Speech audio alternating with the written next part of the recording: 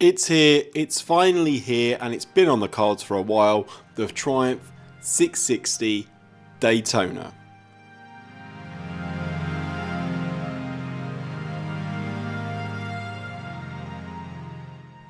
Based heavily around the Trident, the new bike looks pretty stylish with a very sporty look for 2024.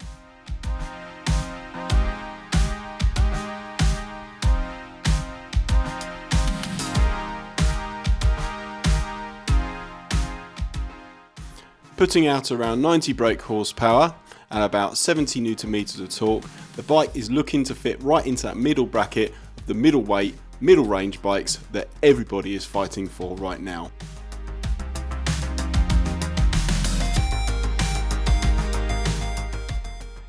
With styling erring the original Daytona, this bike is definitely going to succeed. I think it looks really good actually.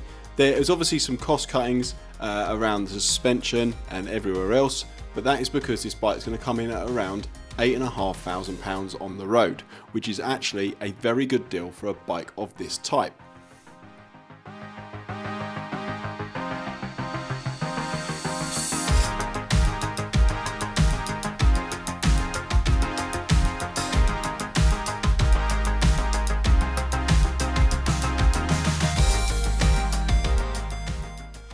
Definitely aimed at the newer rider, the seat height is only 810mm, which is perfect for a new rider that inspires confidence. There's plenty of accessories, plenty of other bits and pieces to get. Can't wait to see this thing on the road, can't wait to have a go. What a great looking bike from Triumph.